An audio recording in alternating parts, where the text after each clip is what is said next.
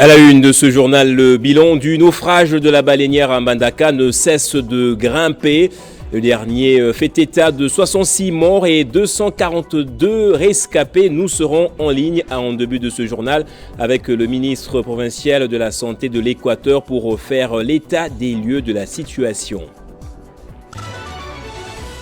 Et les manifestations à Goma contre les AC ne faiblissent pas non plus. Une nouvelle a eu lieu ce jeudi. Il s'agit des jeunes, des mouvements citoyens et de groupes de pression. Ils accusent la force régionale de travailler en connivence avec les rebelles rwandais M23. Ils leur ont lancé un ultimatum. Et on fera aussi le point de la situation dans le Moyen-Orient. L'aide humanitaire pourra enfin être acheminée à la bande de Gaza via l'Égypte. Le pays a accepté de la faire passer par sa frontière. Mais Israël, qui bombarde toujours les territoires palestiniens, a de plus en plus de soutien sur son sol. Le dernier à l'avoir refoulé, c'est le Premier ministre britannique Rishi Sunak. Bonjour à tous et bienvenue dans ce journal. Félix Tshisekedi a partagé un repas avec les officiers de l'armée nationale hier mercredi lors d'une rencontre marquée par un discours fort sur la responsabilité et les missions de l'armée dans un contexte de défense de l'intégrité territoriale. Lors de cet événement, le chef de l'État a adressé un message clair à l'ensemble des militaires présents. Félix Tshisekedi a souligné l'importance de la mission de l'armée pour préserver la stabilité et l'ordre en RDC. Elle est muette, mais pas sourde. Si les FARDC ne parlent pas, elle entend comme tous les autres. Toute armée est apolitique et sait se rappeler au bon souvenir des politiques. Les hommes en uniforme n'ont ni les oreilles bouchées, ni les yeux bandés. Ils entendent ce qui se chuchote et se dit. Ils regardent et voient ce que tout le monde voit. Ces derniers temps, les longues oreilles de la grande muette ont capté quantité de messages, de discours qui nécessitaient sans doute que le commandant suprême y aille de son contre-exégèse. Les repas des corps que le président de la République a partagé hier mercredi avec un échantillon des FARDC et donc tout sauf un simple dîner. Pas besoin d'un dessin pour comprendre que le chef de l'État entend s'assurer que la grande muette demeure muette en dépit des bruits qui fusent de partout. L'approche de l'échéance électorale, les bruits de plus en plus persistants, d'autres scénarios en cas de non-tenue des élections dans les délais, l'hypothèque rwandaise dont l'Est constitue un terreau fertile sur lequel poussent toutes sortes de discours qui arrivent jusqu'aux oreilles des militaires congolais. Le commandant suprême de FARDC est dans son rôle constitutionnel de galvaniser ses troupes et il en a fait. Personne de censé ne reprocherait au chef de l'État de soigner aux petits oignons ceux qui ont fait don de leur vie jusqu'au sacrifice suprême de la République. Mais aussi bien pour l'armée que pour les autres corps des agents émergents au budget de l'État, magistrats, médecins, enseignants. Il faudrait aller au-delà d'une simple cure conjoncturelle, une véritable approche holistique par rapport au mal de vivre et au mal-être de l'agent de l'État s'impose pour redresser la colonne vertébrale de l'édifice institutionnel du pays dont l'armée est un maillot essentiel.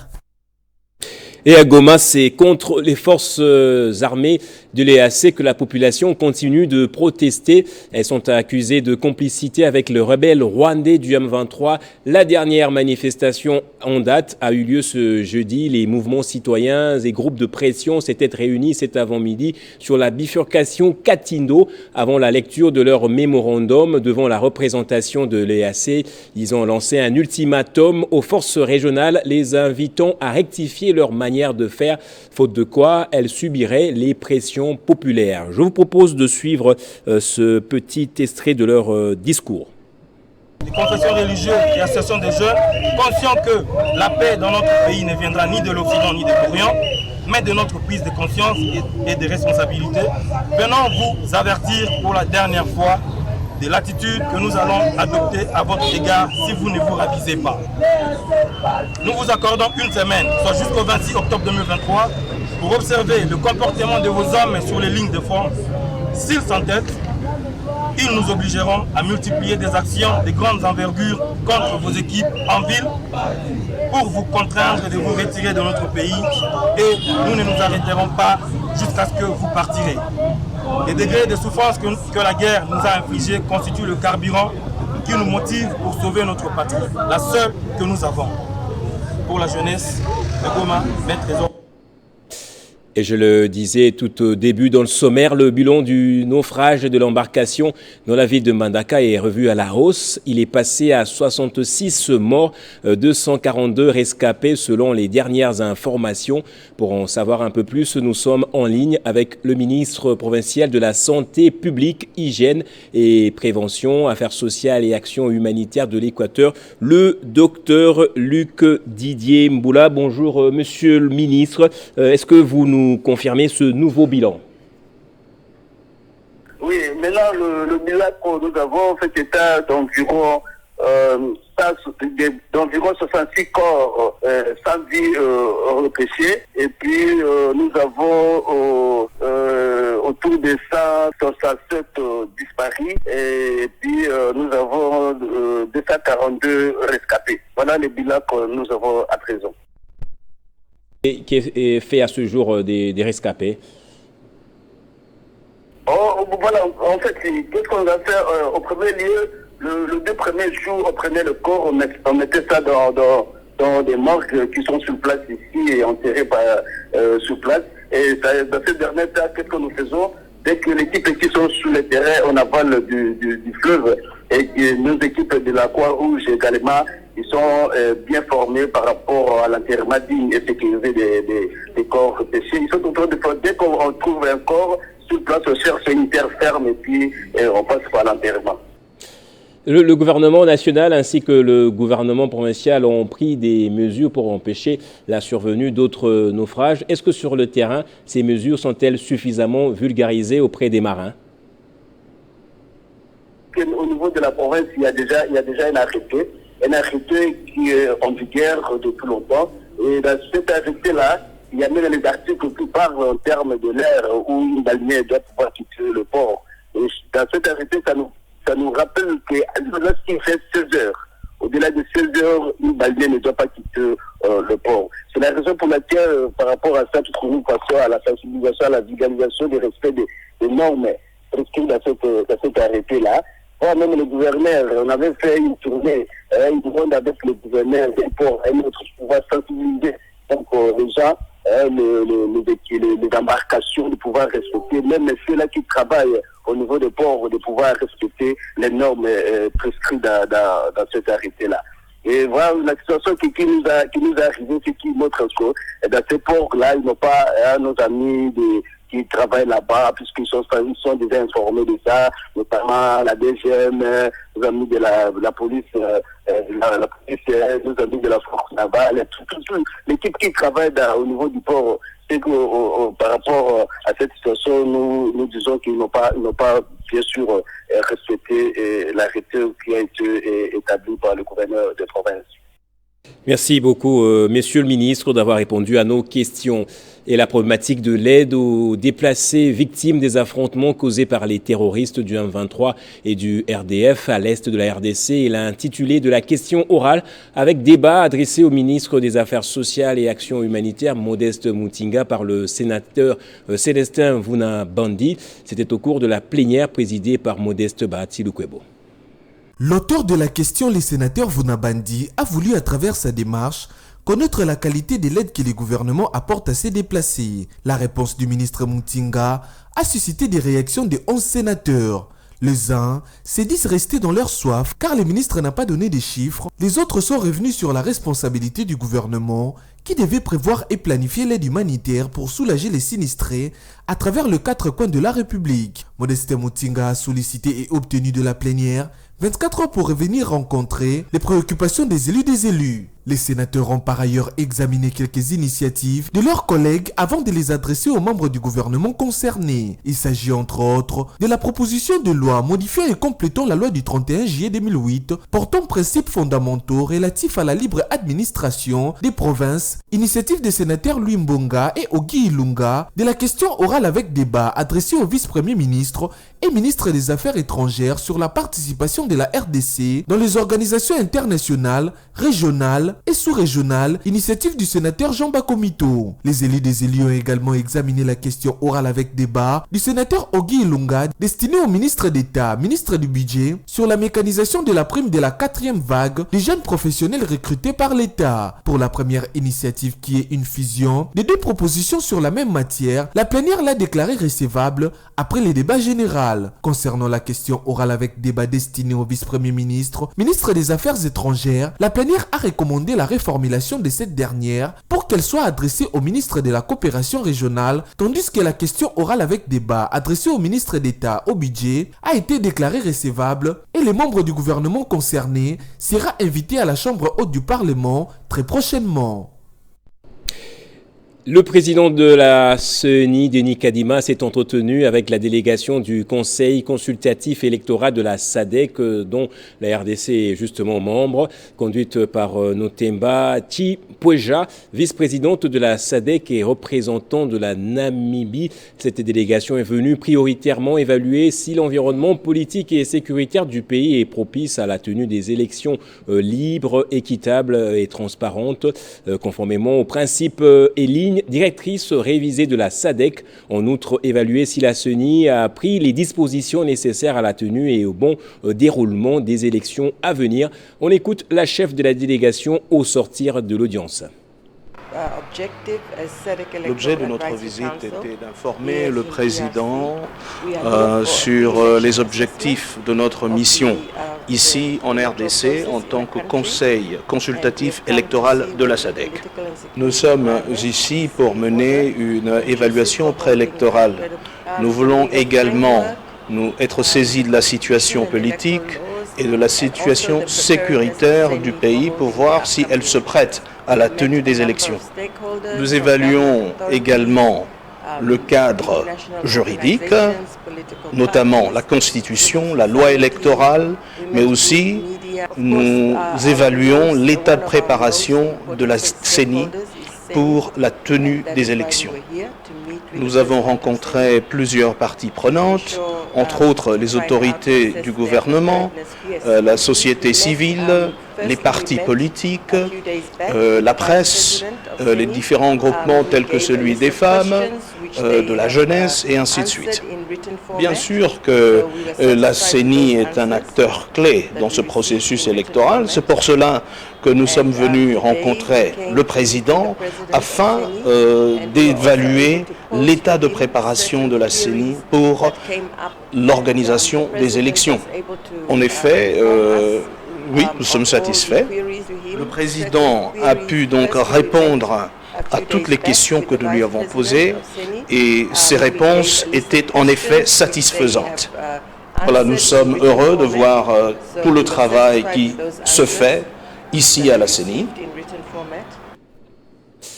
Et dans l'actualité également, Né Mwandan Semi, une figure de l'histoire politique et religieuse de la RDC, s'est éteinte hier mercredi, vous le savez, à Kinshasa, à l'âge de 77 ans. Le créateur et chef du mouvement politico-religieux des Bundu-Dia Congo aura toute sa vie milité pour la création d'un État autonome comprenant les territoires de l'ancien royaume du Congo, ce qui lui vaut toute sa vie des relations très compliquées avec le pouvoir central.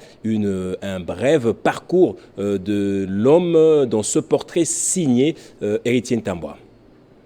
Monsieur le Président, par respect envers votre personne, je retire la parole. Voilà.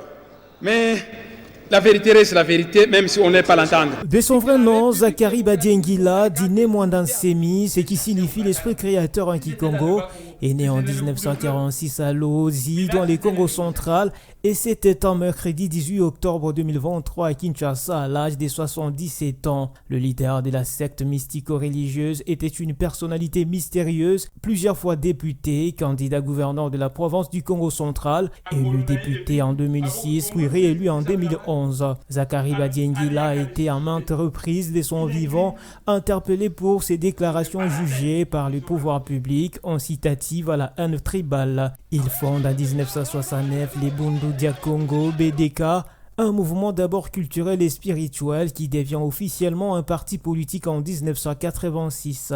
À la tête des BDK, Nemwanda Nsemi milite pour l'autonomie du Congo central. Ces dernières années, les relations de Nemwanda Nsemi avec les autorités s'étaient réchauffées. Il avait d'ailleurs reçu la visite de plusieurs proches du président de la République, Félix Tshisekedi. Inventer des choses pour salir un innocent. Et sa disparition reste une grosse perte pour les populations du Congo central. Plusieurs ont rendu hommage à un leader né Congo incontournable. Je vous propose de suivre quelques-uns de ceux qui l'ont côtoyé. Des pleurs et des cris après la nouvelle macabre de la disparition de l'esprit créateur, traduction du Kikongo de Nemwanda Nsemi. Affaibli par la maladie, le leader du mouvement Bundudia Congo s'en va sans parvenir à instaurer le fédéralisme en République démocratique du Congo. Des regrets se font sentir de partout. Ça fait au moins 1 mois et demi, il était souffrant. Il ne parlait même pas, il était sous coma. Alors l'hôpital, le médecin ont essayé de faire tout ce qu'ils pouvaient faire.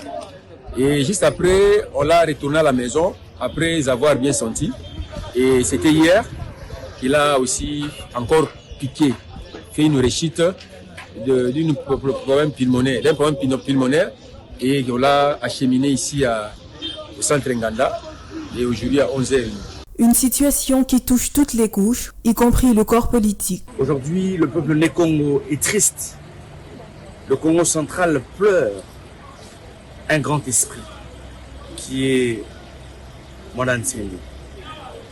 Que de souvenirs, une très belle carrière politique, des frissons quand il prenait la parole au niveau de l'Assemblée nationale.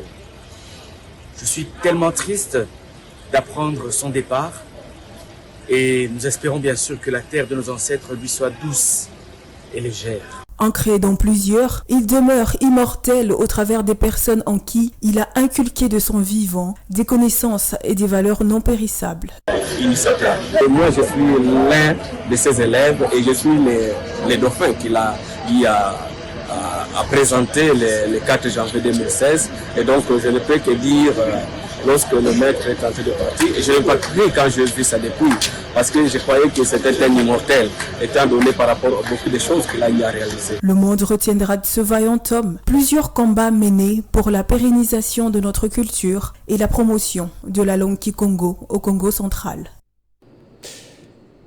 Et la ville de Kolwezi sera bientôt dotée d'un grand centre commercial. Sa construction a sensiblement évolué. L'ouvrage comprendra notamment des restaurants et magasins modernes qui feront la beauté du chef-lieu de la province du Lualaba. Les travaux de construction du Shopping Mall Center de Kolwezi vont bientôt prendre fin.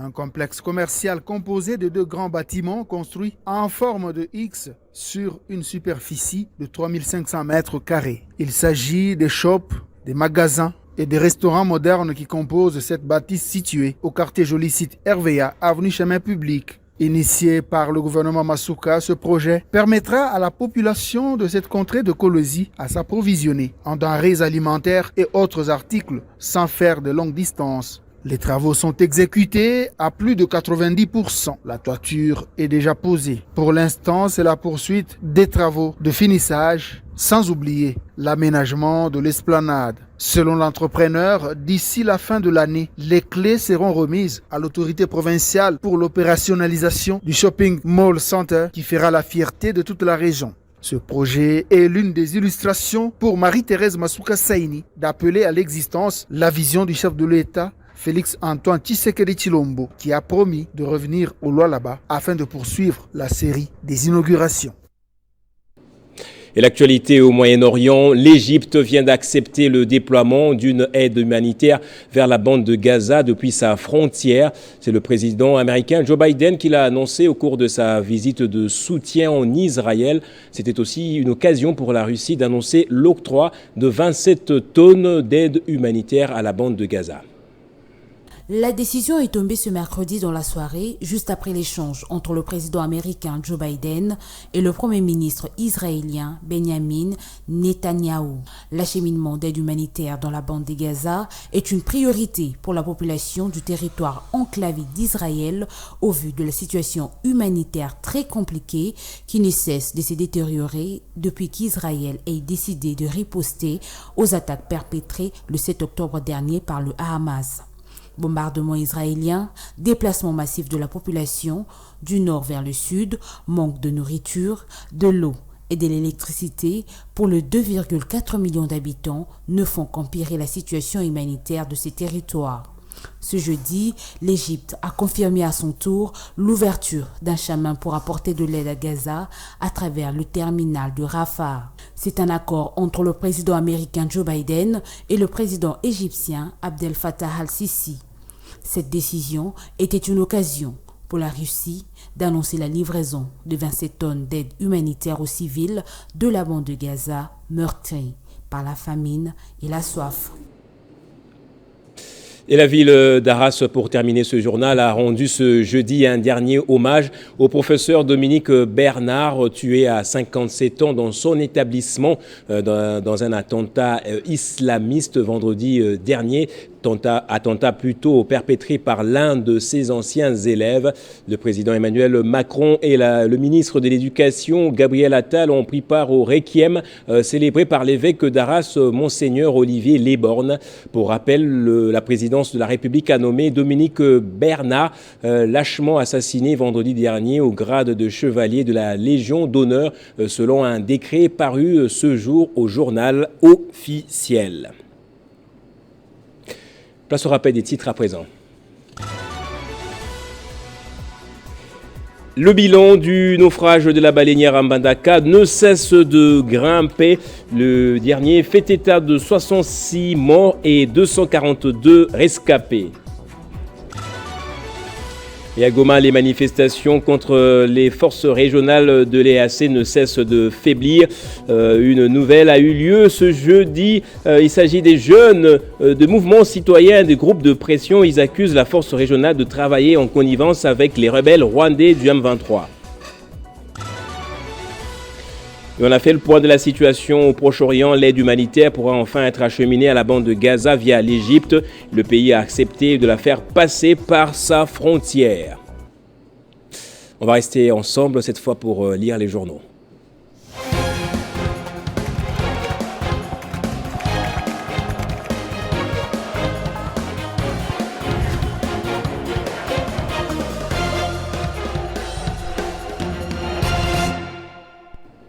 Bienvenue à vous tous dans la revue de presse. La présentation sera faite par Moïse Tchamala qui va me rejoindre de l'autre côté du studio. Bonjour Moïse Tchamala et bienvenue à vous. Bonjour Gaëtan Kouba-Boranzi et merci à vous. Deux sujets, me semble-t-il, que vous avez ramenés. Tout justement. Le premier sujet, à la une, justement, des journaux parus ce jeudi, parle de Félix Tshisekedi qui a partagé un repas décor avec les officiers et sous-officiers des FARDC. Tout à fait, Gaëtan Kouba-Boranzi, après la causerie morale entre les officiers ou tous les FARDC avec les chefs d'état-major Christian Chiwewe au début de la semaine. Hier, c'était au tour de Félix Tshisekedi de partager un repas avec ses officiers. Cela se justifie à la une du quotidien Forme des As qui titre Fachi au FARDC, restez toujours fidèles à votre mission. Eh bien Gaëtan, le président de la République, Félix Tshisekedi, a partagé un repas décor hier, mercredi 18 octobre, au chapiteau de la Cité de l'Union africaine avec les officiers généraux et supérieurs ainsi que les sous-officiers des FARDC, selon une dépêche de la presse présidentielle au cours de la causerie morale d'une demi-heure qui a précédé ces cocktails dînatoires. Les commandants suprêmes a rappelé aux hommes servant sous les drapeaux leur serment, c'est lui de ne jamais trahir les Congos car nous formons, selon lui, un corps des défenseurs des institutions du pays et de notre peuple. Gaëtan Kouba-Boranzi, ce sujet est également revenu à la une du média en ligne 7 sur 7 qui écrit Félix Tshisekedi au FARDC, écoutez, moi, rangez-vous derrière moi, je vous promets de vous apporter la victoire, Gaëtan, après la causerie morale, comme je l'ai dit au début, du chef d'état-major général, les lieutenants général Christian Chiwewe, avec tous les unités des forces armées de la République démocratique du Congo en début des semaines. C'était les tours du président Félix Tshisekedi de s'entretenir avec les officiers supérieurs de l'armée. Dans son allocution, les commandants suprêmes des FARDC a appelé les militaires à se ranger derrière lui dans cette guerre imposée à la RDC par les Rwandais et les M23. Le chef de l'État leur a promis la victoire d'un média à un autre. Le journal Ouragan, lui, parle des assurances de Félix Tshisekedi au FARDC devant un échantillon des hauts gradés et sous-gradés de l'armée. Les commandants suprêmes a réitéré l'engagement du gouvernement en faveur du bien-être des militaires et de leurs familles. Il dit, je cite Gaëtan Kouba-Bouranzi, « Restez toujours fidèles à votre mission. Le gouvernement mettra tous les moyens pour vous honorer pendant et après votre carrière », a rassuré Félix Tshisekedi. Et l'autre sujet, c'est le décès de Né Mwandansamy qui fait justement la une des journaux. Effectivement, Gaëtan Kouba-Bouranzi, ce décès a sonné comme un boom aux oreilles de la population congolaise. Ça se justifie ici, dans les colonnes du quotidien Forum des As, qui écrit « Né Mwandansamy s'en est allé ». Zachary Badiangile, de son vrai nom, plus connu sous le nom de Né Mwandansamy, l'esprit créateur en Kikongo, s'en est éteint hier, mercredi 18 octobre, courant vers 11h30 à la clinique Nganda à Kinshasa, des suites d'une longue maladie. Chef spirituel du mouvement politico-religieux Bundu Dia Mayala était victime d'un accident vasculaire cérébral en juillet dernier. Son état de santé était considéré comme préoccupant. Gaëtan Né Mwandansamy est décédé au centre hospitalier Nganda où il était admis à soins intensifs, un établissement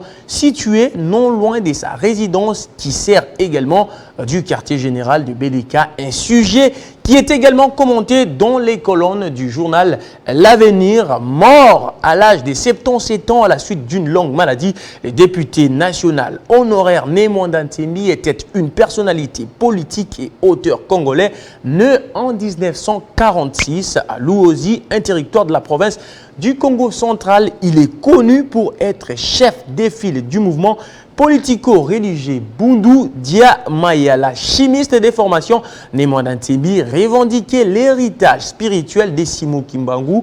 À ses débuts, il créa son organisation culturelle en 1969. Gaëtan, c'est un sujet qui est également commenté dans les médias en ligne. Actualité.cd avec ces titres. Né Mwandansamy, décès d'un homme controversé entre spiritualité et politique. Gaëtan, il a été au centre de plusieurs soulèvements de ses partisans qui sont souvent aboutis à des affrontements sanglants. Il a été accusé, entre autres, d'atteinte à la sûreté de l'État, ce qui l'a conduit en prison. Cependant, il s'est échappé de la prison de Makala le 17 mai 2017, ce qui a alimenté, vous vous souviendrez comme moi, les rumeurs de sa mort. Finalement, il s'est rendu le 6 mai 2019 au siège de la CNSA aux côtés de Joseph Olengankoy. Gaëtan Kouba-Bouranzi, Né Mwandansamy, était une personnalité dont la renommée traversait les frontières. C'est également ici sur RFI Afrique qui écrit à la une « RDC, mort de Né Mwandansamy, figure historique, politique et religieuse congolais ». Gaëtan en RDC, en République démocratique du Congo, c'est une figure historique. La RFI relate un peu son histoire et religieuse qui s'est éteint. C'est 18 octobre 2023. Né Mwandansamy est mort à Kinshasa à l'âge de 77 ans. Les créateurs et chefs du mouvement politico-religieux de Bundu Dia Congo aura plutôt toute sa vie milité pour la création d'un État autonome comprenant les territoires de l'ancien royaume du Congo, ce qui lui vaut toute sa vie des relations très compliquées avec les pouvoirs centraux. Merci beaucoup Moïse Tchamala pour cette lecture transversale des sites et journaux parus ce jeudi. C'est moi qui vous remercie, Gaëtan Kouba-Bouranzi. Et c'est par ici donc que va se refermer ce journal. Merci à vous tous également de l'avoir suivi. L'actualité reste en continu sur votre chaîne.